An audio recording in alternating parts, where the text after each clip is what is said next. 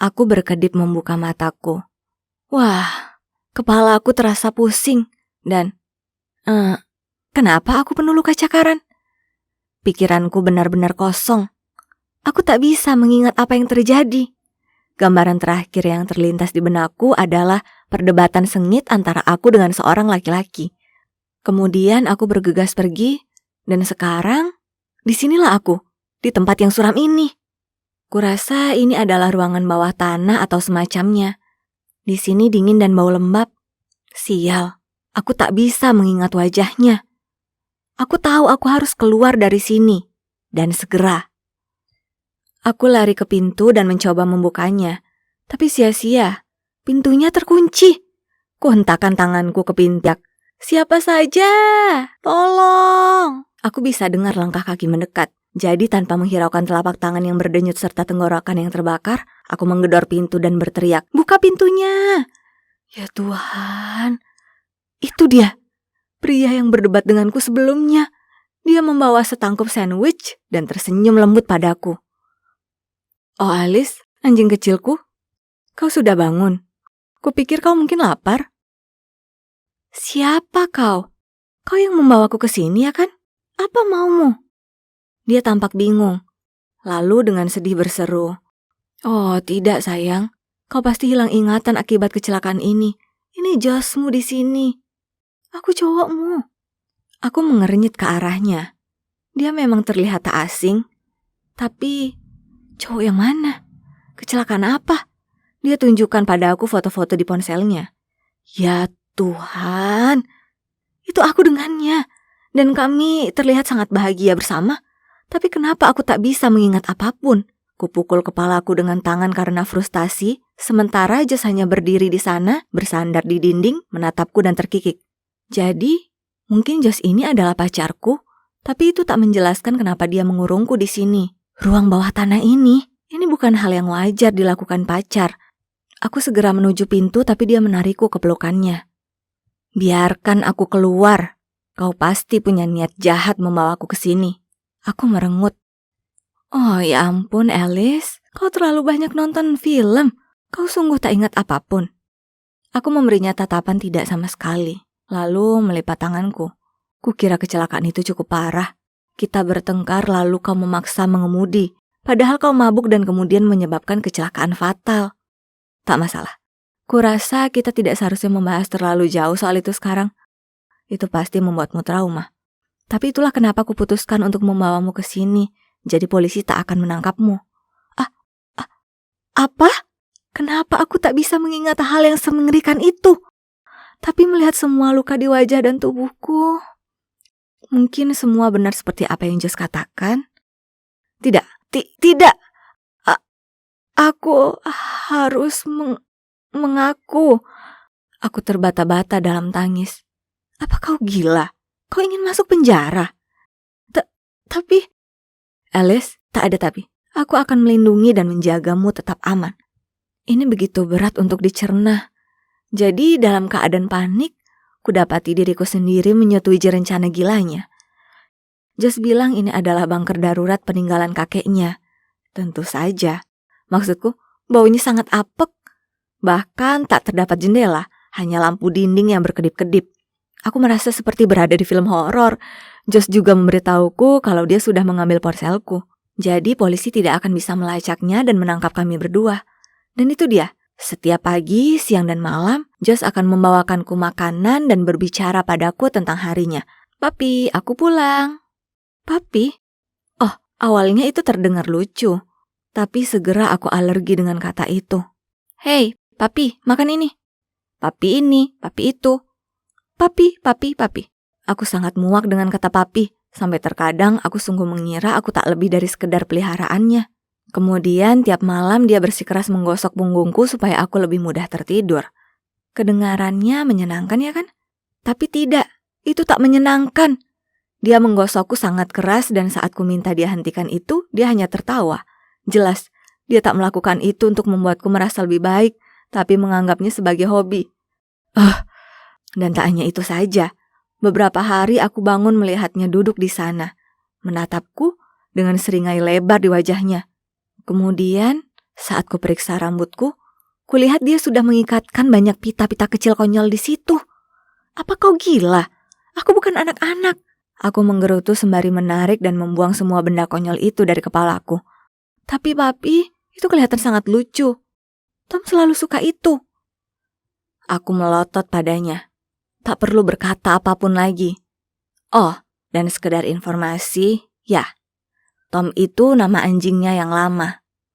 Oke, jadi aku tak perlu jadi jenius untuk menyadari kalau ada sesuatu yang tak beres dengan pikiran cowok ini. Tapi kemudian semuanya jadi makin aneh. Suatu kali, dia membawa turun makanan untuk kami makan bersama. Itu adalah ayam goreng. Dan segera saat aku membaunya, mataku berbinar. Aku hendak mengambil sepotong saat tiba-tiba dia menarik piringnya menjauh dan menggigitnya cepat. Aku bahkan tak punya waktu untuk bereaksi.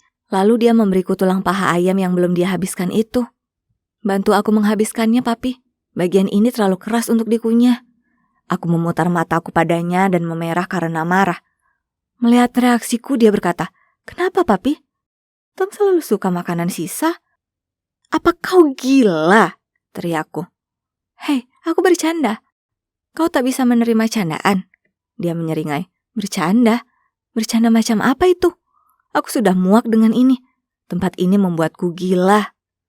Aku hampir tak bisa tidur sama sekali karena aku tak bisa bedakan antara siang dan malam. Kemudian, saat aku menutup mata, kudapati diriku sendiri tersiksa dengan kejahatan serius yang telah aku lakukan. Jas berusaha menyelamatkanku, ya, tapi aku tak minta dia melakukan itu. Aku tak bisa hidup seperti ini. Aku harus menghadapi kenyataan. Aku harus menyerahkan diri. Besok paginya saat Jas membawakanku sarapan, kukatakan padanya apa yang ingin kulakukan. Seperti yang kuduga, dia jadi marah dan melotot padaku. "Alice, kenapa kau sangat ingin pergi ke penjara?" "Aku tak bisa tinggal di sini selamanya. Aku harus menghadapi apa yang sudah aku lakukan. Tapi sangat damai di sini bersama aku." "Damai? Apa dia serius?" "Tentu saja tak terasa damai. Sebaliknya, aku merasa sedang bermain peran jadi peliharaan." Aku menerjang ke depan, tapi Josh langsung menangkapku jadi aku tak bisa bergerak. Ku coba menggeliat dan melepaskan diri, tapi dia laki-laki yang kuat. Tiba-tiba dia menutup hidungku dengan sebuah sapu tangan dan mataku tertutup. Lalu semuanya jadi gelap. Perlahan aku membuka mata.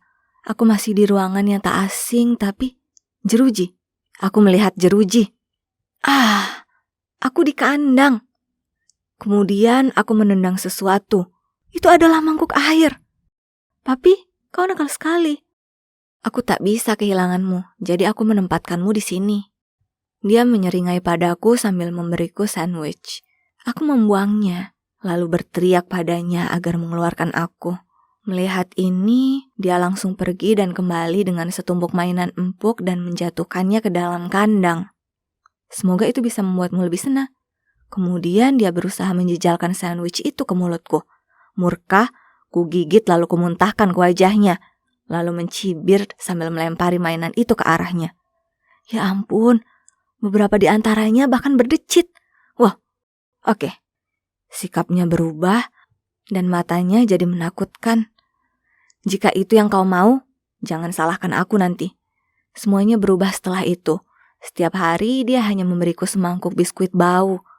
Lalu dia hanya duduk di sana melongo menatapku. Awalnya aku menolak memakannya, tapi pada akhirnya aku sangat kelelahan jadi aku menyerah. Meskipun aku cukup yakin itu adalah biskuit anjing. Aku sadar kalau melawannya sama sekali tak menguntungkanku. Itu hanya membuatnya bertindak makin mengerikan. Itulah saat sebuah rencana jenius muncul di kepalaku. Jadi, berikutnya saat Josh muncul dengan biskuit, aku tersenyum manis padanya dan berkata, "Josh sayang, ini sudah lama sekali sejak kita berkencan. Bagaimana kalau kau pergi dan bawakan sebotol anggur, dan kita bisa habiskan waktu berkualitas bersama?" Matanya berbinar dan tentu saja dia setuju tanpa ragu-ragu. Dia segera pergi untuk dapatkan anggur itu. Bersulang untuk kita. "Josh, kau adalah cinta dalam hidupku, dan aku sangat bersyukur pada Tuhan yang telah membawamu ke dalam hidupku. Kumohon, tinggallah denganku selamanya." Ku pasang senyum termanis dan berbisik di telinganya. Setiap kali dia menyesap anggur, ku kedipkan bulu mataku ke arahnya sembari mengisi ulang gelasnya. Menyatakan kalau aku ini aktris Hollywood dengan penampilan kelas Oscar adalah pernyataan yang meremehkan. Tak lama kemudian, Josh sangat mabuk, hingga matanya berkunang-kunang. Dia terjatuh ke tanah bahkan sebelum aku selesai menuangkan gelas anggur yang terakhir. Memanfaatkan kesempatan, aku melangkah melewatinya. Lalu, tiba-tiba ada sebuah tangan mencengkram pergelangan kakiku. Oh tidak, celaka aku. Jantungku rasanya seakan loncat dari dadaku. Aku langsung berbalik, siap untuk membawanya saat, ternyata dia cuma mimpi. Terima kasih Tuhan. Dengan hati-hati ku tarik kakiku dan segera berlari keluar dari sana. Aku memanjat tangga ke arah ruang tamu, di mana kutemukan ponselku tertinggal di meja. Dengan cepat aku meraihnya lalu lari keluar dari rumah mengerikan itu. Kakiku gemetaran dan rasanya seperti akan roboh kapan saja. Tapi entah bagaimana, aku berhasil temukan kekuatan dari dalam diriku untuk terus berlari. Aku tak bisa gunakan ponselku karena baterainya habis dan aku terlalu bingung untuk mencari tahu di mana rumahku. Jadi, saat aku menemukan kantor polisi, aku jalan menuju ke sana. Aku menghela nafas panjang. Ini merupakan keputusan yang sulit. Aku tahu aku akan masuk penjara, tapi aku tak bisa tinggal di ruangan bawah tanah Josh selamanya dan jadi pengganti peliharaannya. Tidak. Aku harus menghadapi apa yang kuperbuat. Pak, saya di sini untuk mengaku. Polisi tampak kebingungan dan memberitahuku tak ada kecelakaan fatal akhir-akhir ini. Tapi kemudian dia bilang aku terlihat tak asing, jadi dia mencari namaku. Dan ternyata keluargaku sudah melaporkan aku hilang. Josh si penipu itu sudah membohongiku. Semua itu tipu muslihat agar dia bisa menahanku. Teganya. Aku mengisi daya ponselku dan muncul ratusan teks dan pesan suara dari teman dan kerabatku yang khawatir. Ini semua sungguh mencengangkan. Aku tertunduk beberapa saat. Kemudian semua ingatan perlahan muncul kembali. Aku sedang berada di parkiran mall dan aku merasa seperti ada orang yang mengikutiku. Jadi aku sembunyi di pojokan dan saat itulah Josh muncul. Jadi aku bertanya padanya, "Kenapa kau membuntutiku?" "Alice, aku mencintaimu. Kumohon kembalilah padaku." Aku memutar mata dan mulai berjalan pergi darinya. "Pergi dari sini, orang aneh. Kita sudah putus." Lalu dia mencengkeram pundakku.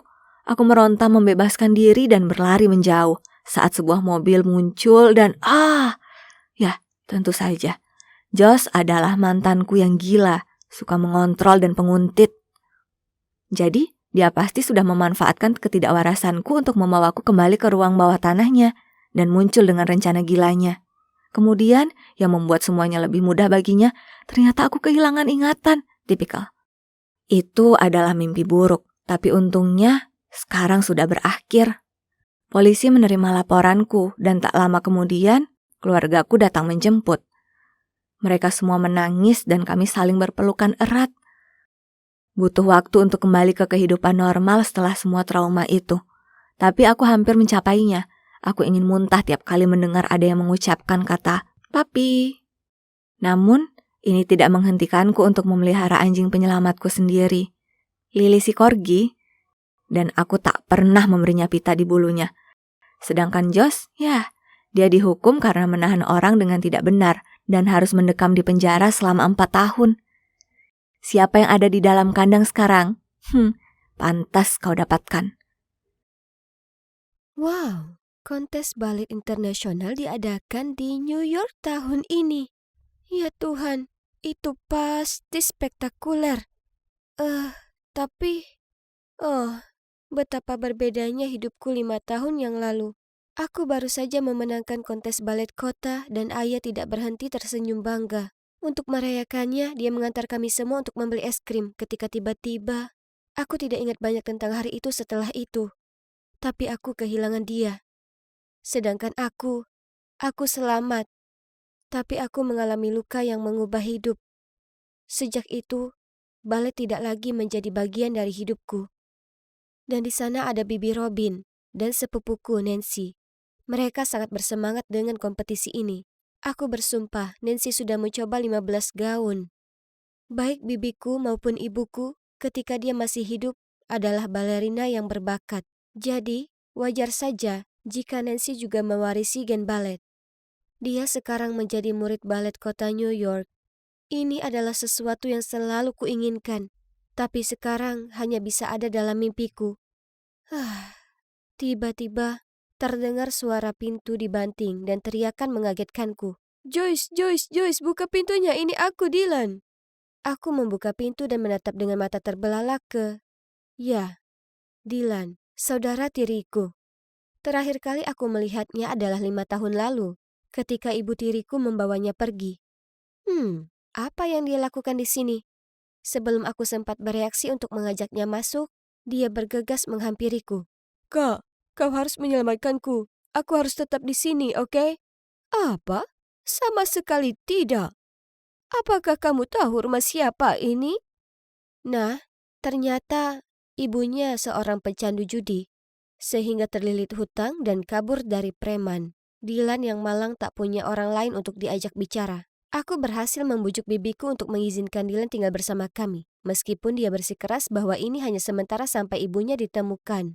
Sebagai anak-anak pada umumnya yang memasuki fase pubertas, Dylan bukanlah orang yang paling mudah untuk diajak hidup bersama. Dan coba tebak siapa yang harus melindunginya setiap saat? Ya, aku.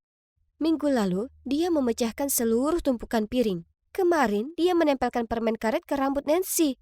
Dan hari ini, dia meninggalkan skateboardnya di tengah ruang tamu. Dan menyebabkan bibi Robin terbang melintasi ruangan dan mendarat dengan wajah telungkup. Aduh. Dylan, kamu harus lebih berhati-hati. Aku akan segera berangkat kuliah. Jadi aku tidak akan berada di sini untuk melindungimu. Mereka akan mengusirmu jika kamu masih seperti ini. Hah? Kampus? Apakah maksudmu administrasi bisnis yang membosankan? Kupikir kamu menyukai balet, bukan? Tidak, itu cuma masa lalu. Sekarang aku tidak menyukainya, sama sekali. Aku tidak percaya padamu. Apakah hanya karena kamu duduk di kursi roda? Siapa bilang berada di kursi roda berarti kamu tidak bisa terus mengejar minatmu terhadap balet? Ini membuatku tercengang. Kata-katanya telah menyadarkan sesuatu dalam diriku. Namun, kenyataan tidak sesederhana itu. Jadi dengan sedih aku menjawab, bukan hanya itu, aku juga tidak punya uang. Aku mencoba melamar pekerjaan paruh waktu, tapi mereka tidak menerima penyandang disabilitas. Merasakan ketidakbahagiaanku membicarakan hal ini, Dylan segera mengubah topik. Oke, lupakan saja hal-hal bodoh itu. Besok, aku akan mengajakmu berbelanja. Oh, sudah lama sekali aku tidak mengunjungi mall. Dylan terus bertanya padaku apakah aku suka ini atau yang itu, tapi kami tidak punya cukup uang. Kenapa Bibi Robin tidak memberi kita uang jajan? Dylan terlihat sangat manis saat itu, jadi aku hanya duduk di sana dan tertawa, sementara dia mengerutkan kening dan cemberut.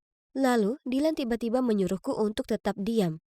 Ketika dia memejamkan mata dan meraba-raba ke arah 2 orang yang terlihat agak kaya, dan mengatakan kepada mereka, tolong bantu kami tak punya apa-apa lagi untuk dimakan minggu ini. Tolong. Ya Tuhan, apa yang sedang dimainkan saudaraku? Aku membeku dan tidak bisa melakukan apapun selain menunduk ke lantai. Wanita itu mengeluarkan uang itu hendak menyerahkannya padanya. Tapi pria itu mengusap tangannya, menyebabkan uang itu jatuh ke tanah. Dylan dengan cepat mengambilnya. Oh, astaga. Pria itu langsung meraih pergelangan tangannya. Tertangkap basah. Dia mengancam akan membawa kami ke polisi dan bahkan memintaku untuk berdiri karena dia mengira aku juga berpura-pura.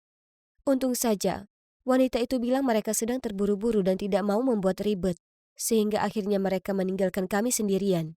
Kami pulang, tapi jantung kami masih berdebar kencang, dan aku bisa melihat kaki Dylan gemetar. Lalu kami masuk ke dalam untuk melihat bibiku kedatangan tamu. Aku ternganga saat melihat siapa mereka. Orang-orang kaya dari mall. Kami berempat saling menatap satu sama lain karena terkejut. Ternyata wanita itu, Bernie, adalah teman bibiku dan pria yang bersamanya adalah putranya, Philip. Mereka berdua adalah penari balet terkenal. Yah, tentu saja suasananya jadi canggung. Tapi Nancy sepertinya tidak menyadari ketegangan itu karena dia terlalu sibuk mengibaskan bulu matanya ke arah Philip dan memutar-mutar rambutnya dengan jarinya. Tapi yang aneh adalah, meski aku menunduk, aku masih bisa melihat Philip menatapku. Lalu tiba-tiba bertanya padaku, sudah berapa lama kamu seperti ini? Maksudku, jangan tersinggung. Aku cuma penasaran.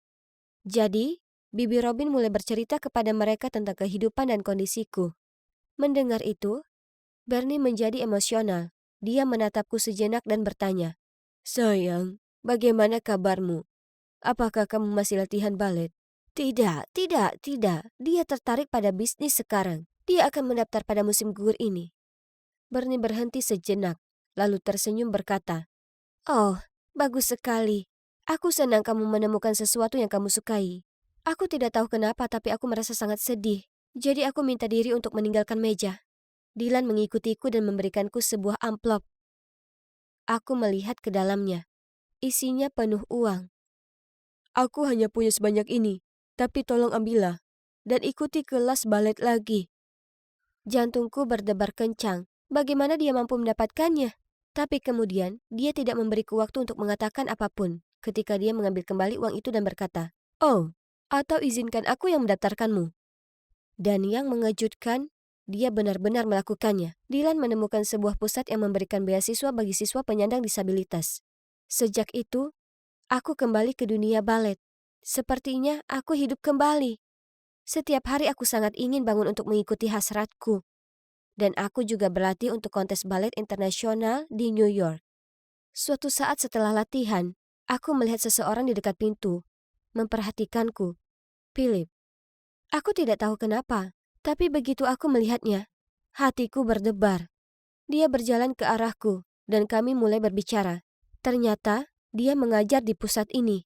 Setelah itu, dia selalu meluangkan waktu untuk membantuku selama latihan, dan sepertinya kami adalah pasangan yang serasi. Tapi hal-hal baik tidak bertahan lama. Hari itu aku sedang berlatih dengan Philip ketika ada suara yang berseru, "Joyce, kenapa kamu ada di sini?"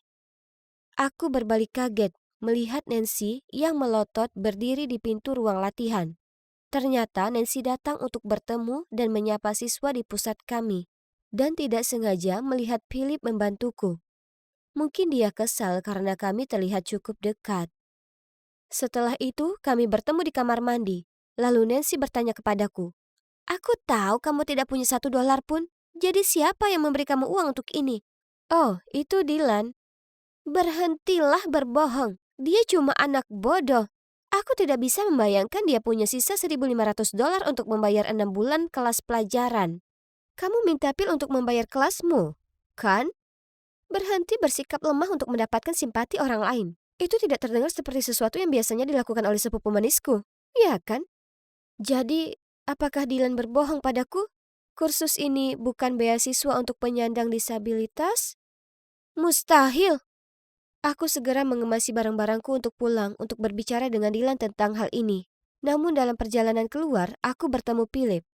Jadi aku bertanya kepadanya apakah benar tidak ada beasiswa seperti itu di pusat ini.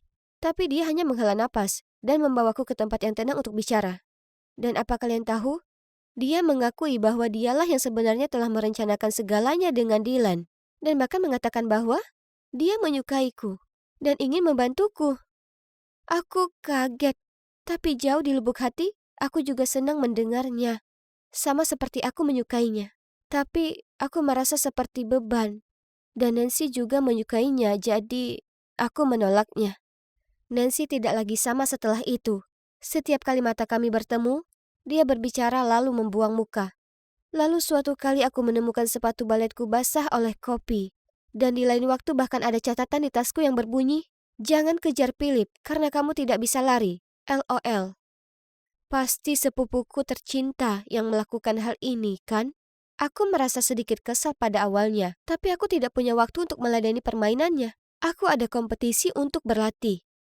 Kemudian, sehari sebelum pertunjukan, aku tiba di rumah untuk mendengar Bibi Robin di ruang tamu sedang berhadapan dengan Bernie.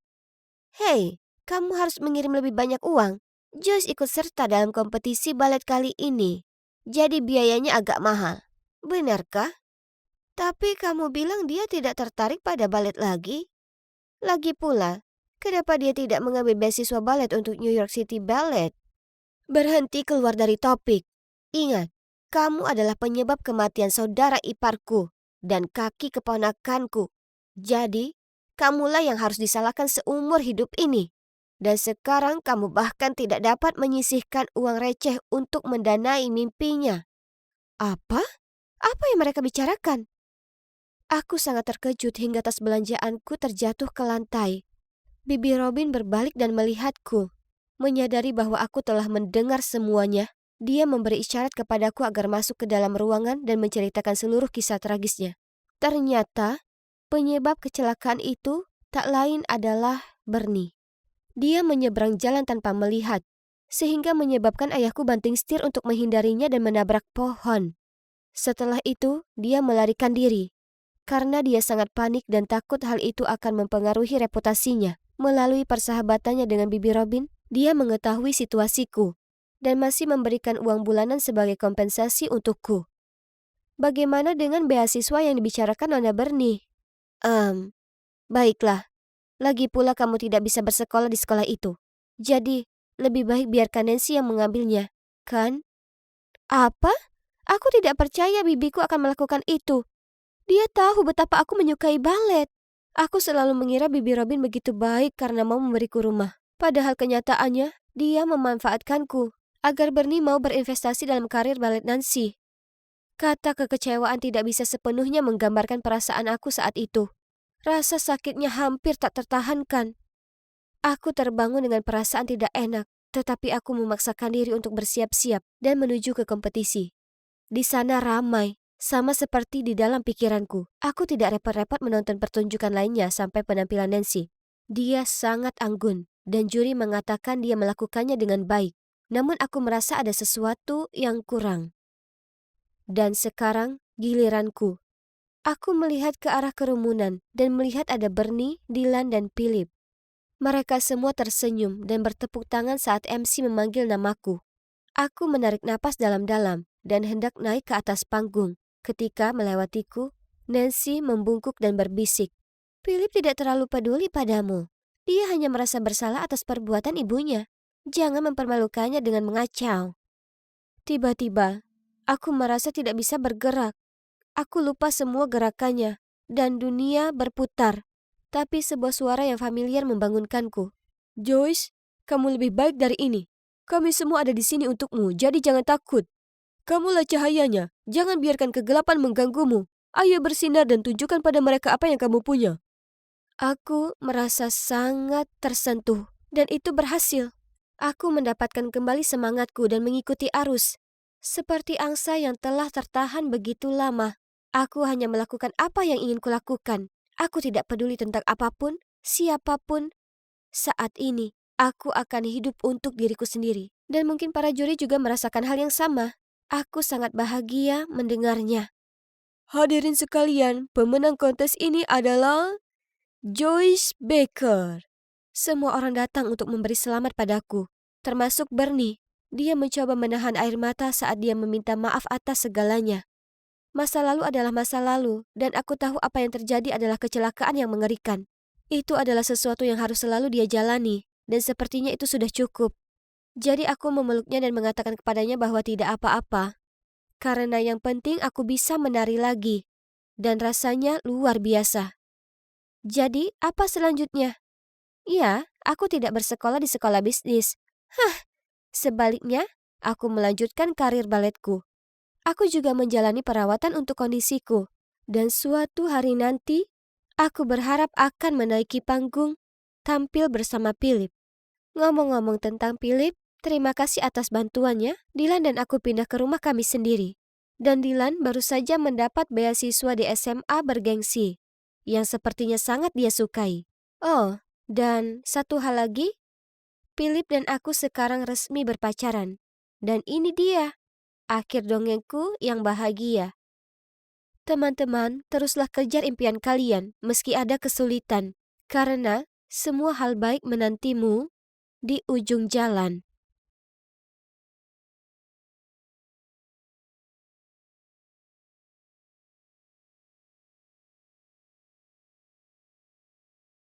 Dia sangat cantik seperti Barbie di kehidupan nyata. Aku berharap rambutku berkilau dan pirang seperti miliknya. Itulah pendapat orang-orang tentangku, tapi yang kuinginkan hanyalah menjadi gadis remaja normal, seperti orang lain. Kalian tahu, sejak aku masih kecil, aku menonjol dengan rambut pirang platinum dan mata biru yang mencolok. Orang-orang selalu bilang aku mirip Barbie. Hey, beberapa dari mereka bahkan memanggilku Barbie. Ibuku selalu sangat bangga dengan penampilanku. Dia sering memakaikanku gaun putri dan mendaftarkanku ke pertunjukan bakat anak-anak yang sering aku menangkan. Hal ini menarik perhatian media dan tak lama kemudian, aku diundang menjadi model untuk beberapa merek besar. Saat itu aku sangat bersemangat tentang hal ini. Aku menyukai semua pujian dan perlakuan manja. Tapi tak disangka, ketenaran awal itulah yang membuatku perlahan-lahan kehilangan kebebasanku. Nora, cepatlah berpakaian, cepat. Aku tidak mau datang terlambat ke pesta Ana. Iya, Bu. Jawabku sambil dengan enggan mengambil pakaian yang ibu taruh di tempat tidurku. Nora, rambut alamimu indah sekali. Bahkan sebelum aku sempat menjawab, ibu sudah ada di sana sambil membual tentang rambut pirangku yang alami. Alami? Iya, benar. Jadi itu tidak ada hubungannya dengan fakta bahwa ibu menyuruhku memutihkannya sebulan sekali? Dia membuat masalah besar beberapa bulan yang lalu ketika dia melihat rambutku mulai sedikit menggelap. Lalu ibu menyeretku dari satu orang ke orang yang lain, sambil membual kepada mereka tentang pencapaianku. Ini membosankan. Jadi, saat dia sedang asik mengobrol dengan seorang pria, aku menyelinap ke meja makan dan mengambil sepotong kue.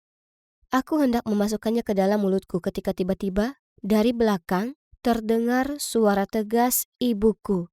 Nora! Letakkan itu sekarang juga. Itu cuma sepotong kecil kue. Aku hampir tidak akan menggelembung setelah memakannya. Kemudian tanpa memberi aku waktu untuk berdebat, dia mengambilnya dari tanganku dan berkata, makanlah saja, dan kamu harus melewatkan makan malam dan melakukan kardio selama 1 jam untuk membakar semua kalori tersebut. Apa kamu masih menginginkannya? Astaga, tidak ada gunanya berdebat dengan ibu. Jadi aku mengambil minumanku dan pergi ke sudut ruangan. Aku sedang mengutak-ngatik gelasku dan merasa sangat muak ketika tiba-tiba seorang pria mendatangiku dan hampir membuatku menumpahkan minumanku. Ya Tuhan, dia Philip, model remaja paling keren saat ini. Maaf, apakah kamu Nora? Aku sudah mendengar banyak tentangmu, tapi kenapa kamu berdiri di sini sendirian? Itu karena aku tidak terlalu suka pesta seperti ini. Jadi kita sama. Lalu kami mulai mengobrol. Dan sebelum Philip pergi, dia meminta nomor teleponku. Setelah itu dia mengirimiku pesan setiap malam. Berbicara dengannya sangat menyenangkan. Dia sangat manis dan penuh perhatian. Dan dia selalu mengirimiku meme paling lucu. Lucunya, suatu hari ketika kami sedang ngobrol, dia mengirimiku pesan, bolehkah aku mengundangmu makan malam? Ya, mungkin besok malam. Apa dia mengajakku berkencan? Yeay! Tapi aku harus minta izin dulu ke mama. Bu, apakah ibu ingat Philip yang kita temui di pesta ulang tahun Ana? Bolehkah aku pergi makan malam bersamanya besok? Tentu, aku akan mengantarmu ke sana. Tidak perlu, Bu. Philip akan menjemputku. Tidak, aku bilang aku akan mengantarmu. Tidak peduli apa yang aku katakan, ibu tetap bersikeras. Dan jika aku tidak mengikuti, dia tidak akan melepaskanku. Astaga, ini kencan. Bukan peragaan busana yang membutuhkan manajer. Malam berikutnya, begitu aku menuruni tangga, ibuku kembali melakukannya. Ya ampun, apa yang kamu pakai? Sebelum aku sempat menjawab, ibu menarikku ke kamarku, mengeluarkan gaun bodycon dan berkata, kamu berusaha keras untuk berpenampilan seperti ini, jadi sebaiknya kamu memamerkannya. Selain itu, mengencani cowok ini bisa mendatangkan kesepakatan bisnis besar bagi kita. Astaga, aku mengerti sekarang. Semua ini hanya tentang ketenaran dan uang. Di sanalah Philip berada. Aku segera merapikan rambutku, lalu dengan percaya diri berjalan ke arahnya. Tapi ketika aku baru saja duduk, bahkan sebelum aku sempat menyapanya, entah dari mana ibuku muncul dan meminta pelayan untuk mengaturkan kursi lain untuknya. Philip menatapku dengan bingung, tapi aku juga tidak tahu apa yang sedang terjadi. Bu, apa yang kamu lakukan? Kita selalu bersama. Tidak keberatan kan aku duduk di sini? Tidak sama sekali. Philip tersenyum canggung. Ini sangat memalukan. Ketika pelayan muncul dengan menunya, aku sebenarnya senang dengan gangguan tersebut. Tapi, tidak. Aku belum sempat membuka menunya, tapi ibu sudah selesai memesan untuk kami berdua. Salmon panggang dengan salad tanpa saus. Membosankan sekali. Tapi keadaannya menjadi lebih buruk. Saat makan malam ibuku terus menanyakan pertanyaan ke Philip. Apa pekerjaan orang tuamu? Mereka hanya menjalankan bisnis kecil-kecilan. Aku pikir mereka adalah presiden sebuah perusahaan atau semacamnya. Ini tak tertahankan. Hentikan. Itu bukan urusanmu. Aku hanya bertanya. Philip yang tampak bingung membuat alasan karena harus melakukan sesuatu. Lalu dia pergi. Itu saja. Berkat ibuku, kencan pertamaku gagal total. Karena frustrasi, aku langsung pergi setelah dia pergi dan tidak mengucapkan sepatah kata pun kepada ibu sepanjang perjalanan pulang. Namun segalanya tidak berakhir di situ. Entah dari mana, dia terus mengomel tentang bagaimana aku tidak boleh bergaul dengan Philip karena dia tidak akan berguna bagi karirku. Tidakkah menurutmu kamu berlebihan? Aku bisa berkencan dengan siapapun yang aku mau. Ibu tahu, aku tidak mau ibu menjadi manajerku lagi dan aku akan pindah sendiri. Lalu aku bergegas kembali ke kamarku dan mulai berkemas. Sayang, aku hanya mengkhawatirkanmu. Maafkan aku, katanya dan memelukku sambil terisak. Tolong, jangan tinggalkan aku seperti yang ayahmu lakukan. Aku tidak bisa hidup tanpamu. Mendengar itu hatiku hancur. Dia benar. Sejak ayah pergi, hanya dia yang menjaga dan menyayangiku. Ibu sangat tangguh dan terlalu mengontrol, namun maksudnya baik, bukan? Aku mengirim SMS ke Philip beberapa kali untuk meminta maaf, tapi dia tidak membalas. Nora, lihat lurus. Nora, kemana perginya karismamu? Ayo istirahat sebentar. Apa yang terjadi? Kamu tampak terganggu hari ini. Aku menghela nafas dan mulai memberitahu Eleanor tentang kencanku dengan Philip. Astaga, ibumu benar-benar seseorang yang suka mengontrol. Kamu harus kuat dan melawannya untuk memenangkan kebebasanmu. Tentu saja aku menginginkan kebebasan, tapi dari mana aku harus memulai? Tiba-tiba ponselku berbunyi bip dan menghentikan pemikiranku. Itu ibu. Sayang, Ana sakit, jadi aku akan menginap di rumahnya malam ini. Makan malam di lemari es dan jangan lupa lakukan treadmill 1 jam sebelum tidur. Aku mencintaimu. Yeay, malam ini aku akan bebas dan melakukan apapun yang kuinginkan. Jadi, tiba-tiba aku mendapat ide cemerlang.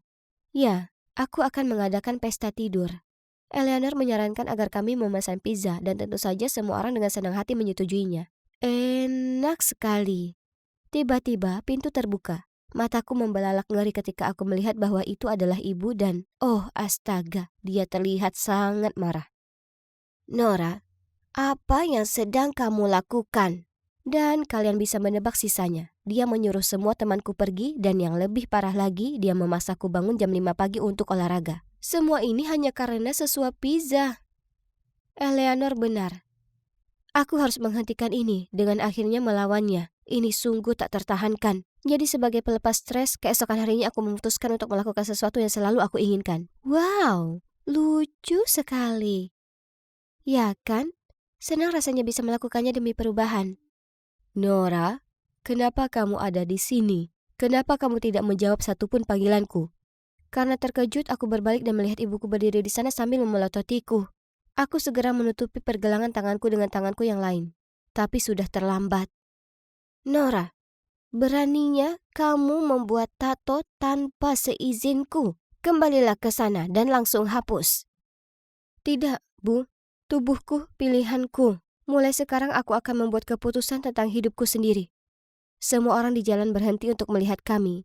Melihat itu, ibu hanya menatap tajam ke arah Eleanor, lalu menyeretku ke mobil. Tapi bagaimana dia tahu kalau aku ada di sana? Tepat pada saat itu, ponselku berbunyi dan ada perangkat AirTag tak dikenal di dekatnya. Tunggu, mungkinkah aku segera memeriksa barang-barangku dan, ya Tuhan, itu benar. Ibu telah memasukkan AirTag ke sudut tersembunyi tasku. Kenapa kamu memasang AirTag ke tasku?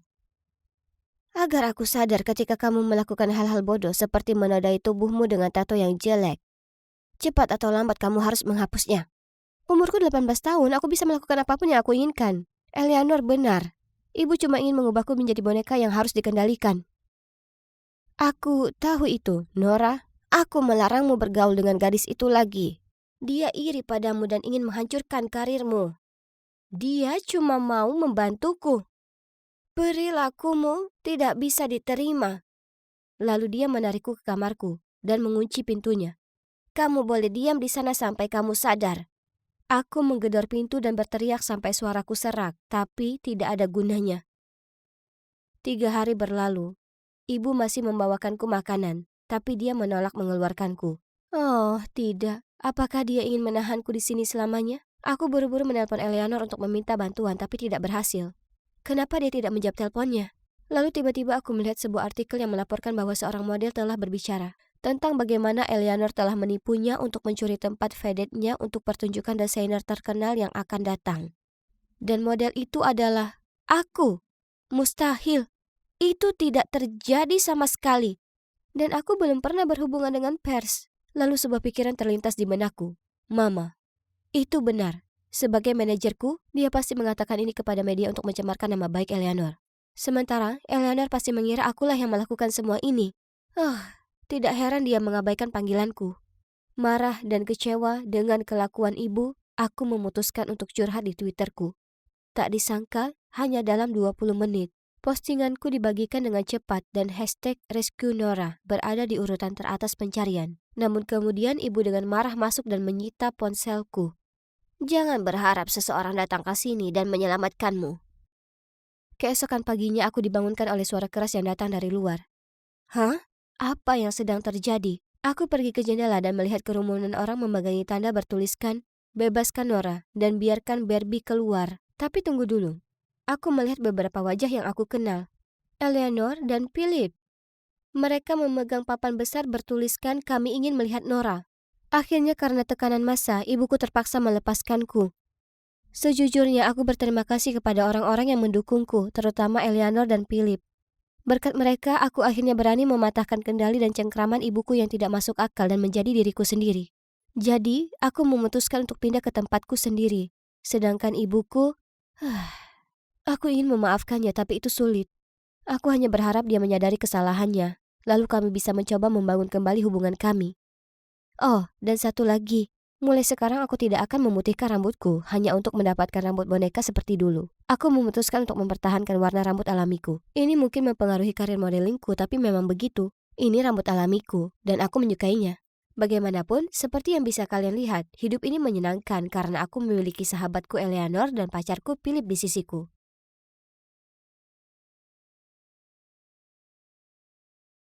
Jadi ketua kelas yang mengagumkan sepertiku, artinya sudah jadi tugasku untuk menunjukkan ke murid pindahan baru, Willow, apa saja yang ada di sini. Jadi, jelas sebelah sini adalah kantin, peringatan jangan makan semurnya. Bleh. Kalau kau kesulitan mencari sesuatu, tanya saja padaku. Oh ya, aku belum pernah melihatmu sejak SMP. Apa kabar? Masih sama saja? Oke. Oh, kalian pasti bingung. Tapi sebenarnya aku sudah kenal Willow. Kalian tahu kami sekolah di SMP yang sama. Tapi jujur saja, kami tak pernah benar-benar bicara satu sama lain. Dia sepertinya masih saja pendiam seperti biasanya. Oh, dan ngomong-ngomong, aku Natalie. Bisa panggil aku Nat. Beberapa hari berikutnya, kulihat Willow selalu duduk di pojok kelas dan membuat doodle. Dia terlihat kesepian, jadi sebagai orang yang baik hati, kuputuskan untuk duduk dan ngobrol dengannya. Hai Willow, kaosmu bagus. Dia hanya tersenyum lemah lalu lanjut mencoret-coret. Oh, canggung sekali. Yang paling baik yang bisa kulakukan hanya balas tersenyum bodoh lalu cepat-cepat pergi. Aku tak begitu peduli dengan Willow setelahnya. Aku hanya menyapa jika kami berpapasan di lorong atau di mana saja, tapi hanya itu saja. Tapi ternyata kecenderungan introvert Willow juga tak luput dari murid-murid lainnya. Karena saat kami sedang ekspedisi sekolah ke hutan, tak sengaja ku dengar mereka membicarakannya. Apa menurut kalian semua Willow itu sepertinya agak aneh? Ya, kau benar sekali. Pernah sekali aku pinjam penghapusnya, dan dia memberikannya padaku begitu saja tanpa berkata apapun. Dia bahkan tak menatap mataku, terus saja menggambar. Itu sangat aneh. Hah? Apa serius mereka sedang bergosip tentang anak baru itu? Ya, dia mungkin tak begitu supel. Tapi orang-orang harusnya belajar bagaimana menghargai perbedaan karakter orang lain, ya kan? Hei, Willow kan anak baru di sini. Kurasa tak baik jika kalian bergosip seperti ini. Dia juga temanku dari SMP, jadi tolong hentikan ini. Tapi hanya penasaran, apa dia selalu seperti ini? Kurasa ya. Sebenarnya aku tak terkejut melihatnya di kelas kita. Di SMP nilainya tak terlalu bagus, jadi agak janggal dia ada di deret unggulan bersama kita. Bisa kulihat seluruh kelompok menatapku dengan mata terkejut. Tapi hei, itu beberapa tahun lalu, jadi mungkin saja dia sudah berubah. Cepat-cepat ku koreksi diriku sendiri. Kemudian beberapa hari kemudian, aku sedang berdiri dekat lokerku saat tiba-tiba sahabatku Layla muncul dan memegang pundakku. Oh ya Tuhan, apa kau dengar beritanya? Semua orang bilang Willow hanya masuk ke jajaran teratas karena orang tuanya memberi donasi besar ke sekolah. Bisa kau percaya hal itu? Apa? Siapa yang menyebar rumor tak jelas ini? Aku tak tahu, tapi seseorang mengatakan kalau dia tak begitu pintar saat di SMP. Oh, ya Tuhanku. Apakah pelaku rumor itu aku? Itu aku. Aku yang lakukan saat ekspedisi. Oh tidak, aku tak bermaksud begitu. Bagaimana bisa ini terjadi? Lalu saat aku memasuki kelas, kulihat Willow yang terisak didatangi oleh beberapa murid lain. Aku merasa buruk, jadi aku juga menghampirinya dan berusaha menghiburnya. Jangan khawatir soal itu, Willow. Semua tahu rumor ini bohong. Kenapa? Ada orang yang tega lakukan itu. Aku hanya murid pindahan. Siapa yang begitu benci padaku sampai mengatakan hal sejahat itu? Oh astaga, jelas aku merasa bersalah. Apa mungkin keadaan bisa makin runyam? Ya, ternyata bisa. Karena setelah kelas, Bu Holm tiba-tiba memintaku dan Willow untuk tetap tinggal. Oh tidak, apa dia tahu aku yang memulai rumor Willow? Aku duduk di sana berkeringat seperti kalkun Thanksgiving, menunggu Bu Holm menangkap basah aku. Tapi yang membuatku terkejut, ia berkata, "Ned, tolong bantu aku mencari tahu tentang rumor yang mengerikan ini." Betapa leganya. Tapi di saat yang sama aku panik. Bagaimana caranya aku menangkap basah orang yang bertanggung jawab jika akulah yang memulai rumor itu? Meski tak sengaja, sungguh dilema. Tunggu dulu, kurasa aku punya ide. Bagaimana kalau aku salahkan pembuat onar?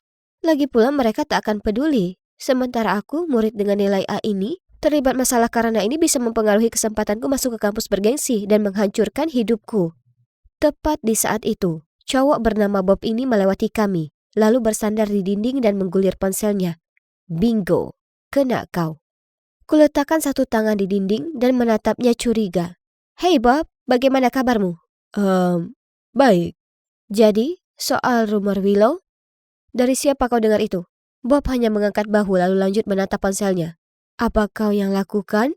Mungkin kau bosan, jadi kau sebarkan rumor itu untuk mengganggu cewek baru itu? Aku benar? Atau bagaimana? Hanya saat itu Bob menatapku.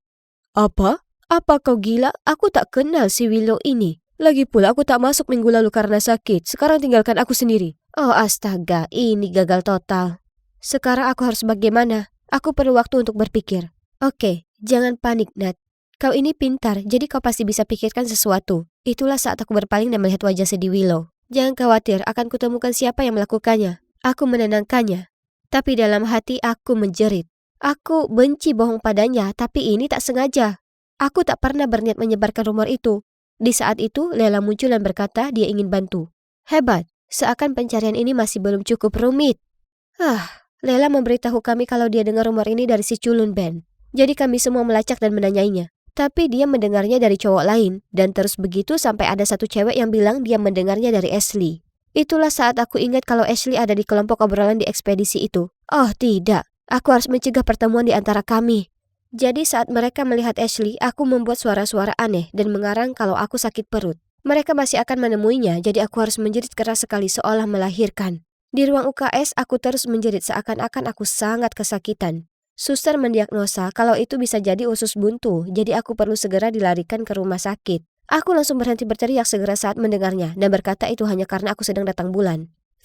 Nyaris saja, tapi paling tidak aku berhasil hentikan mereka menginvestigasi Ashley. Ya, terlalu cepat kusimpulkan, karena tepat setelahnya Ashley masuk ke ruang UKS. Tapi syukur, dia tak menyebutku. Sebaliknya dia bilang Carl yang memberitahunya soal itu. Untung bagiku. Carl absen hari ini, jadi perburuan harus berakhir di sini. Tapi sayang masih akan tetap berlanjut besok. Saat kami dengan lelah jalan keluar dari sekolah, aku melirik ke Willow dan melihatnya begitu sedih. Itu membuatku merasa sangat tak enak. Jadi untuk menebusnya, aku tanya apa dia mau makan sandwich. Tentu saja ku traktir dan dia mengiyakan. Sandwich itu sangat enak. Dan Willow tampaknya menikmatinya juga. Senang rasanya melihatnya lebih bahagia, jadi kuputuskan memperpanjang perjalanan kami dengan pergi ke mall. Willow terus saja melirik sebuah gaun, tapi harganya di luar jangkauannya. Jadi sebagai teman yang baik, kubelikan dia sebagai hadiah. Ya, setidaknya itu bisa kulakukan setelah semua yang kuperbuat padanya, ya kan? Tapi kemudian kuperhatikan ada yang aneh. Saat aku berdiri di konter untuk bayar itu, aku berbalik dan melihatnya menyeringai. Lalu saat melihatku memperhatikannya, dia langsung tersenyum dan berterima kasih padaku untuk gaun itu. Aneh sekali. Hari berikutnya perburuan rumor pun berlanjut. Kami menyudutkan Carl dan menanyainya, tapi dia tak ingat dari siapa dia mendengarnya. Lela menyuruhnya berpikir dengan hati-hati, tapi dia hanya mengangkat bahu dan bilang tak tahu. Lela jadi curiga, jadi dia langsung melaporkannya ke kantor kepala sekolah. Aku bahkan tak punya kesempatan untuk menghentikannya. Hal berikutnya yang ku tahu, kami dipanggil lewat pengeras suara dan disuruh pergi ke ruangan kepala sekolah. Kemudian, Carl mengaku kalau kemarin dia mendapat pesan anonim lewat Facebook. Mengatakan kalau orang itu berniat membayarnya jika setuju tak melaporkan nama yang memberitahu rumor itu.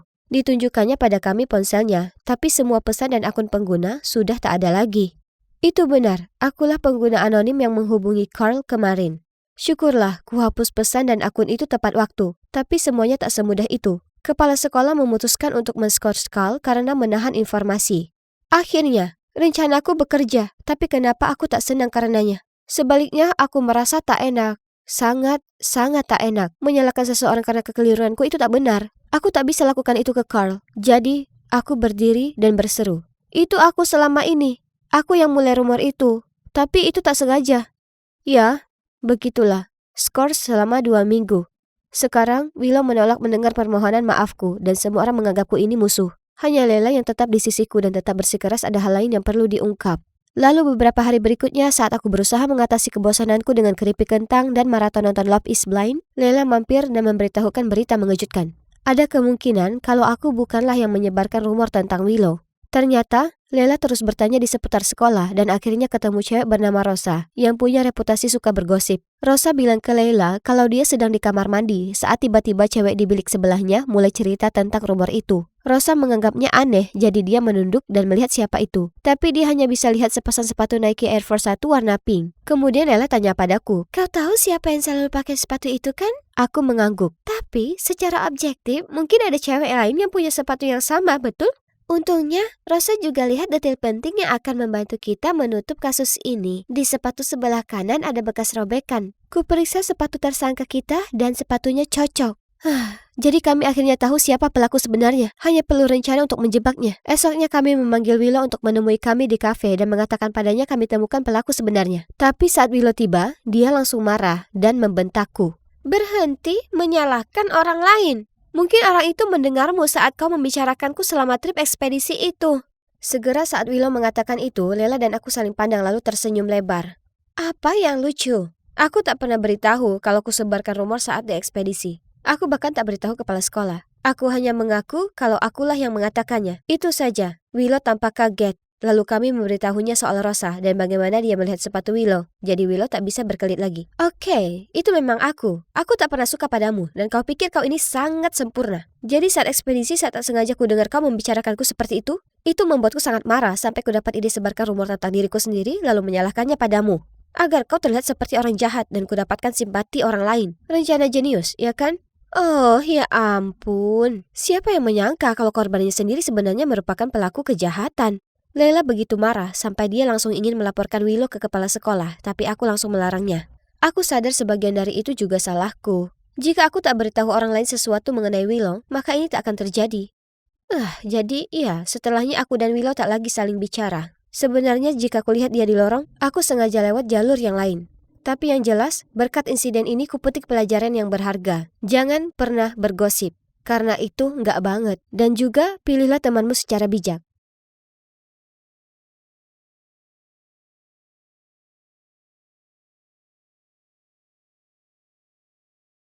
Hey, aku Connor, dan sekarang aku sedang rehat belajar yang layak kudapatkan untuk nongkrong dengan teman-temanku. Aku kuliah di Georgia Institute, dan yakin akan segera jadi arsitek terkemuka suatu hari nanti. Sekarang ada satu hal yang harus kuurus sebelum aku bisa menikmati hari libur dengan baik. Oh, itu dia. Connor, aku tak bisa lagi melakukan ini. Aku tak mau menyakitimu, tapi maaf, kita harus berhenti saling bertemu. Ya sudah, semua akhir merupakan awal yang baru. Tos. Aku adalah ahli dalam membuat pacar yang aku sudah bosan untuk putus denganku. Itu hebat. Karena dengan begini tak ada yang menuduhku jahat. Apa yang harus kulakukan sekarang? Dengan enggan, harus kucari tantangan baru setelahnya. Aku minta maaf. Aku baru akan menyerahkan ini. Tak apa. Hanya coba mencari satu makalah lagi. Siapa namamu? Aku Connor. Hai. Matanya yang berbinar, rambutnya yang mengkilap, tangannya yang lembut. Tapi kenapa tiba-tiba ada anak culun menarikku menjauh dari gadis seksi itu dan menuju pojok ruangan? Sebelum aku sempat bertanya padanya apa yang terjadi, dia mulai melambaikan foto cewek ini di depan wajahku. Jadi cowok ini bernama Patrick, dan cewek di foto itu Peg, pacarnya. Orang tua mereka berdua adalah orang berpengaruh dan mengatur seluruh pertunangan mereka. Terdengar hebat, ya kan? Maksudku, dia itu cukup cantik, tapi tidak. Dia ingin aku mencari cara supaya Pike putus dengannya. Aku sudah dengar banyak tentangmu, dan aku butuh bantuanmu. Aku tidak bisa lakukan ini sendiri. Hahaha. Hah? Tentu aku paham. Pria sejati tak akan jadi orang pertama yang minta putus. Aku mungkin bisa membantumu, tapi pertama-tama mari kita lihat orang seperti apa dia. Perbincangan mulai makin serius. Dari kedengarannya, si Pike ini adalah orang yang tulus dan baik hati, dengan sisi yang rapuh. Jadi ini harus ditangani dengan ekstra hati-hati, supaya tak akan ada provokasi keluarga yang canggung dari klienku. Mungkin. Gak, ini tak akan berhasil. Cara itu pun tidak. Aku sudah hampir menyerah saat tiba-tiba Patrick menumpukan segebok uang, sekitar $1.000 di atas meja. Bantu aku, maka itu semua milikmu. Wah, itu uang yang sangat besar buatku. Aku bisa dapatkan PS5 hebat yang kuidam-idamkan. Lagi pula, dengan pesona dan ketampanan, bisa kubuat Pike jatuh hati padaku dan tinggalkan Patrick kapan saja. Jenius. Debutku harus spektakuler, jadi kulihat di internet, lalu menyewa beberapa orang untuk pura-pura jadi preman untuk menghalangi jalan Pike. Kemudian aku akan masuk dan menyelamatkannya. Rencana sudah disiapkan, jadi dengan santai aku jalan ke titik temu. Tapi, oh tidak. Siapa yang tahu kalau para pria itu preman sungguhan? Mereka mengancam kami, menyuruh kami serahkan semua barang milik kami, lalu memaksa kami pergi ke sebuah gedung terbengkalai. Oh Tuhan, $1.000 sangat tak sebanding dengan kehilangan nyawaku. Ya, aku memang takut, tapi insting merayuku muncul. Dan aku menoleh ke Pike dan mulai bicara dengannya. Oh astaga, dia sangat manis. Dan kuperhatikan bahwa saat dia bicara sesuatu yang menarik minatnya, dia mengernyitkan hidung. Dia sangat imut, tapi yang terpenting, sangat pintar. Kenapa demikian? Karena hanya sejam kemudian, polisi muncul dan menangkap para preman itu. Ternyata, sebelum Pike serahkan barangnya, dengan cepat dikirimnya nomor plat berandal itu ke seorang teman dan menyuruhnya hubungi polisi. Dan untung bagiku, berkat pertemuan takdir ini, aku dapat sedikit informasi tentangnya dan tahu kalau Pike sedang berencana belajar bahasa Spanyol untuk kuliah jurusan pariwisata di sana. Tapi ada satu hal yang lebih penting, yaitu, kurasa, aku naksir padanya. Dia tak seperti cewek kebanyakan yang kutemui sebelumnya. Aku ingin memenangkan hatinya, sungguh, bukan hanya karena rencana tersebut. Itu yang terbaik untuk kedua belah pihak. Patrick akan bebas dari Pike sesuai permintaan. Tapi Pike tak akan berakhir bertepuk sebelah tangan, karena dia akan punya pacar baru yang tampan di sisinya. Yap, itu aku. Hahaha. Hanya ada satu masalah. Di semua keributan hari itu, aku lupa minta Pike nomor teleponnya. Ups, aku harus minta Patrick untuk itu, dan kemudian mengirim pesan padanya, tapi sayangnya tak kuterima balasan apapun. Aku harus pandai soal ini, jadi kuputuskan untuk pura-pura jadi tutor bahasa Spanyol. Ya, aku tak bisa bahasa Spanyol, tapi dengan pesonaku, itu bukan masalah, ya kan? Kuciptakan profil mentereng dan kusuruh Patrick berpura-pura browsing dan tak sengaja menemukanku. Lalu menunjukkannya ke Pike. Dan, ting, hola, yo soy Profesor Connor. Tapi tunggu, ampun. Andai saja aku belajar bahasa Spanyol lebih giat di SMA, karena sekarang kemampuan bahasa Spanyolku hanya sebatas kata-kata yang kuambil dari menonton maraton Money Heist. Jadi kusalin saja pelajaran bahasa Spanyol dari YouTube dan mengajarkannya ke Pike. Aku tak tahu apakah karena keterampilan mengajarku atau karismaku, tapi Pike sepertinya menganggapku jago. Tapi trik merayuku tak akan berjalan mulus. Aku tahu dia menyukaiku. Maksudku, siapa yang tak suka aku? Lagi pula dia memberiku tatapan imut dan tertawa dengan leluconku. Kedekatan kami tak dapat dipungkiri. Jadi saat kuulurkan dan kuletakkan tangan di atas tangannya, kurasakan ada percikan. Tapi kemudian dia memandang canggung dan menarik tangannya. Dia menyukaiku, ya kan? Jadi kenapa dia bersikap seperti ini? Aku tak pernah gagal merayu. Merasa frustasi, aku berjalan santai di jalan. Saat, apa itu Patrick yang dengar yang berpegangan tangan dengan gadis? Ku kenali rambut panjang itu. Itu Pike. Kenapa Pike tak kunjung juga campakan pacar payahnya itu? Dan kenapa dia tak mau pacaran denganku saja? Aku hendak pergi, tapi semakin kupikirkan, makin aku jadi kesal. Jadi aku menyuap sedikit untuk menghampiri Pike dan berkata, "Kenapa kau tak bersama Connor? Kau pengkhianat." Jahat, Tapi hahaha, Patrick akan senang karena dia sekarang punya alasan sah untuk putus dengannya. Tapi saat gadis itu berbalik, kusadari kalau dia bukan Pike. Gadis malang itu tampak benar-benar kebingungan. Patrick mulai memakinya dan menarik lengannya sangat keras sampai dia hampir terjatuh. Di mana Patrick si culun? Dan itu sama sekali tak baik. Kemudian dia mengangkat tangannya untuk memukulnya, tapi aku muncul di depannya. Stop, tak ada alasan untuk memukul perempuan, bro. Patrick langsung menarik kerah bajuku. Beraninya kau main-main dengan bekiku. Melihat itu, gadis yang syok itu cepat-cepat kabur. Tidak, kukira itu Pike. Jadi kusewa anak hanya untuk memberimu alasan putus dengannya. Santai, bro. Patrick memahami situasinya, lalu berdeham dan berkata, "Oh, ya sudah, aku juga sudah bosan dengan Becky, Trims."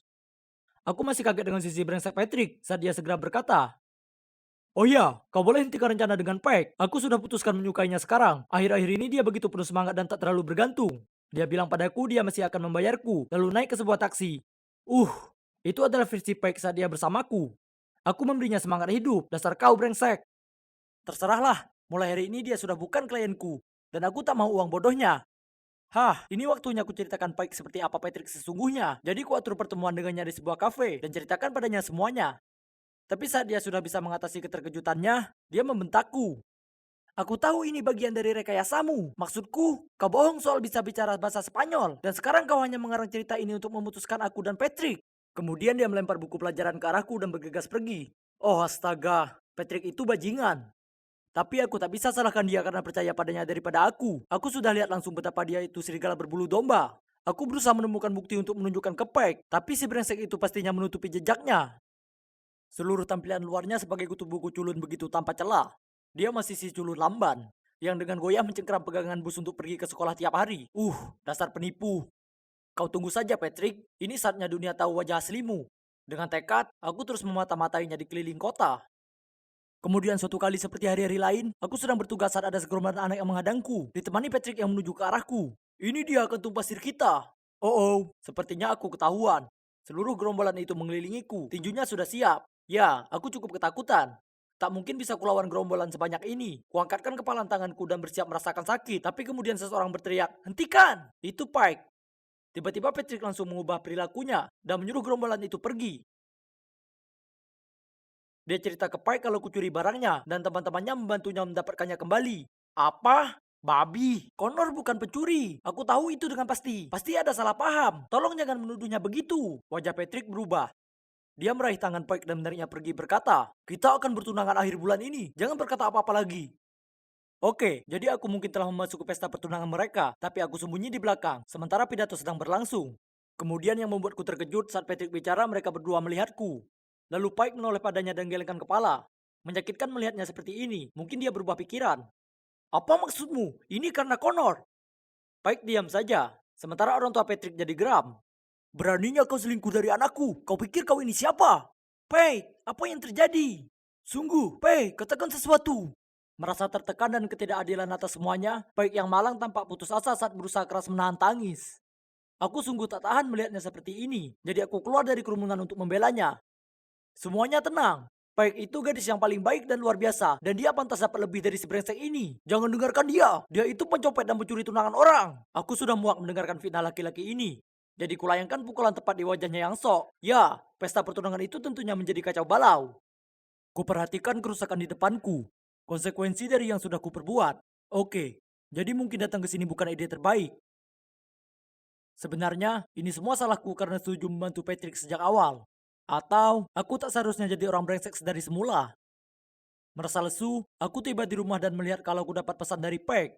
Jantungku berdebar-debar saat membukanya. Terima kasih atas semuanya, dan coba latih bahasa Spanyolmu, karena itu lebih buruk dariku. Selamat tinggal. Dan itu adalah pesan terakhir yang dia kirim padaku. Setelahnya aku habiskan sebulan berusaha menghubunginya, tapi tak menerima balasan. Jadi akhirnya aku kumpulkan tekad untuk pergi ke rumah Peg, dan aku diberitahu kalau dia sudah pergi ke Spanyol lebih awal dari jadwal. Mungkin guncangannya begitu besar sampai Peg ingin meninggalkan tempat ini secepat mungkin. Ini semua salahku. Aku ini yang paling brengsek di cerita ini, dan sekarang aku kehilangan gadis ini. Sayangnya, balas dendam itu kesenangan. Jadi aku masuk.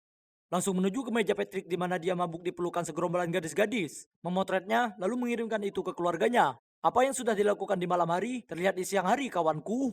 Beberapa hari setelahnya aku dengar kalau setelah terungkap, orang tua Patrick menyita semua kartu banknya. Bahkan pacarnya yang sekarang mencapakannya. Jadi itu kesepakatan putus terakhir untuk tamu istimewaku. Dan sekarang tebak di mana aku berada. Mencari gadis pujaan hatiku tentunya. Dan kali ini akan kupastikan aku tidak mengacaukannya.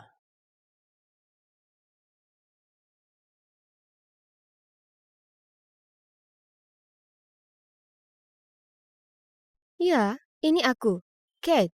Ini lagi.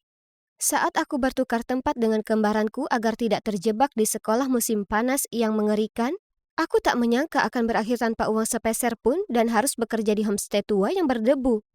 Tapi aku rasa tidak semuanya buruk karena aku bisa bertemu Bon. Jadi, bayangkan kekagetanku ketika aku mengetahui bahwa dia bukan hanya seorang anak kaya yang melarikan diri sepertiku, tapi aku juga memergokinya sedang jalan-jalan dengan Muah. Iya, diriku yang lain. Aku mempekerjakannya untuk berpura-pura menjadi aku, bukan bersama cowok yang aku suka. Sepertinya sudah waktunya untuk kembali ke kehidupan normalku. Nona, tanpa surat undangan aku tidak bisa membiarkanmu masuk. Apa kamu bercanda? Kenapa aku butuh undangan untuk masuk rumahku sendiri? Bagaimana mungkin mereka tidak mengenaliku? Tepat pada saat itu, Clara dengan anggun keluar dari mobil mewah dan memasuki rumahku. Aku berteriak padanya, tapi saat melihatku, dia menatapku bingung. Lalu dia membisikkan sesuatu kepada penjaga keamanan dan langsung masuk ke dalam. Maaf, Nona Kate tidak mengenalmu. Silakan pergi. Hah? Beraninya dia. Dia bukan Nona Kate. Itu aku. Apa dia benar-benar berpikir dia bisa memperlakukanku seperti ini? Akan kutunjukkan padanya siapa si gadis kaya sebenarnya. Namun, ketika aku hendak pergi, aku melihat sekilas diriku di jendela mobil. Ya ampun, aku terlihat mengerikan. Rambut ikalku yang tadinya ikal, riasan wajahku yang sempurna, dan pakaianku yang glamor sudah tidak ada lagi. Malah aku memiliki kuncir kuda yang berminyak. Kulitku benar-benar kusam, dan aku mengenakan pakaian usang. Pantas saja penjaga keamanan tidak mengenaliku. Aku hampir tidak mengenali diriku sendiri. Baiklah. Betapa nyamannya kembali ke kamarku, berdandan lagi, dan mengambil kembali milikku. Bagaimana kamu bisa masuk ke sini? Ini kamarku. Ingat, aku bisa kabur sendiri. Jadi pasti aku bisa menyelinap kembali ke kamarku sendiri. Dengar, hei palsu. Misi sudah selesai. Saatnya kamu pergi. Misi apa? Kamu gila. Singkirkan tangan kotormu dari barang-barangku. Wow, sering-seringlah membenamkan dirimu dalam peran itu ya. Cukup. Sekarang kembalikan hidupku. Bagaimana jika aku tidak mau melakukannya? Beraninya kamu. Kamu pikir orang tuaku tidak akan mengenaliku? Mengingat aku telah berhasil menirumu selama sebulan penuh tanpa pertanyaan, aku meragukannya. Selain itu, mereka sedang dalam perjalanan bisnis selama sebulan di Dubai. Jadi, siapa yang akan membantumu sekarang, ya kan? OMG, dia sangat sombong, sulit diatur, dan menjengkelkan. Yang terburuk, dia mengingatkanku pada seseorang. Aku. Ya, aku yang dulu. Kenapa aku tidak menyadari sebelumnya betapa buruknya diriku sebenarnya? Mengabaikan wajah menantang Clara, aku mengeluarkan ponselku dan melakukan panggilan tatap muka ke orang tuaku. Mereka harus langsung mengenali bahwa itu aku, kan? Salah. Mereka menatap kami berdua kaget dan kebingungan. Tapi sepertinya mereka tidak bisa membedakan kami. Jadi mereka menyuruh kami berdua untuk tinggal di rumah untuk sementara waktu, sementara mereka membuat rencana untuk kembali. Sulitkah membedakan anak perempuan sendiri dengan anak udik? Tapi bagaimanapun juga, dia akan segera keluar dari sini. Keesokan paginya, kami kembali ke sekolah. Clara terlihat sangat kumuh dengan rok mini mungilnya. Astaga, ini bukan klub malam. Oh, Kate, kamu terlihat luar biasa. Di mana kamu membelinya? Itu dia. Teman-temanku pasti selalu bisa membedakan aku dari si tukang tipu. Tapi, tunggu dulu. Tidak. Mereka bergerak menuju Clara. Hah? Apa mereka benar-benar memujinya? Wow, ada Kate lain di sini. Tapi itu versi yang salah. Versi yang jelek. Rasa panikku bertambah ketika semua temanku dan Clara tertawa terbahak-bahak. Kalian tidak mengenaliku? Aku Kate yang asli, yang kalian semua idolakan, pencipta tren di sini. Semua orang menatapku dengan bingung dan kemudian kembali ke Clara. Lihat penampilannya yang menyedihkan, dia hanya mencoba menjadi tiruanku. Setelah itu, Clara dan teman-temannya pergi. Astaga, hanya butuh satu musim panas bagi Clara untuk berubah menjadi diriku. Kenapa tidak ada yang mengenaliku? Melihat Clara menjalani hidupku bersama teman-temanku membuatku gila. Aku sekarang dipandang sebagai versi peniru diriku sendiri. Aku tidak mungkin kalah dari penipu licik ini. Jadi keesokan harinya, aku memutuskan untuk menunjukkan kepada semua orang betapa karismatiknya aku. Bagaimanapun, bentuk bersifat sementara, tetapi kelas bersifat permanen. Dan segera, semua orang akan menyadari siapa Kate sebenarnya. Ya kan? Aku menunggu sampai Claire menyingkir. Lalu aku pergi ke kelompokku dan mulai mengingat kembali beberapa cerita lama kami yang hanya mungkin diketahui oleh diriku yang sebenarnya. Saat Clara kembali, aduh, dia terlihat geram. Suatu hari ketika aku baru saja memasuki kafetaria, aku melihat kelompokku menyuruh seorang gadis kutu buku mengerjakan tugas untuk mereka. Ibumu adalah petugas kebersihan sekolah yang payah. Jadi kamu juga hanyalah anjing kami. Sekarang cepat, ambilkan kami saus tomat. Ketika gadis itu membawakannya kepada mereka, salah satu dari mereka menyandung kakinya dan membuat wajahnya terjatuh ke piring saus. Seluruh kelompok tertawa. Aku bergegas membantunya berdiri dan merengut pada gadis-gadis klicik. Mereka mungkin terlihat penuh gaya, tapi di balik itu semua mereka adalah monster. Tapi yang terburuk adalah semua ini kesalahanku, karena ini adalah grupku.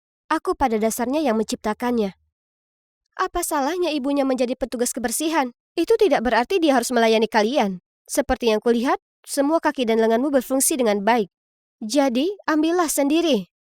Wow, lihat siapa itu. Apa kalian semua percaya kalau dia cuma peniru buruku sekarang? Klik Kate yang sebenarnya tidak akan mengatakan omong kosong seperti itu.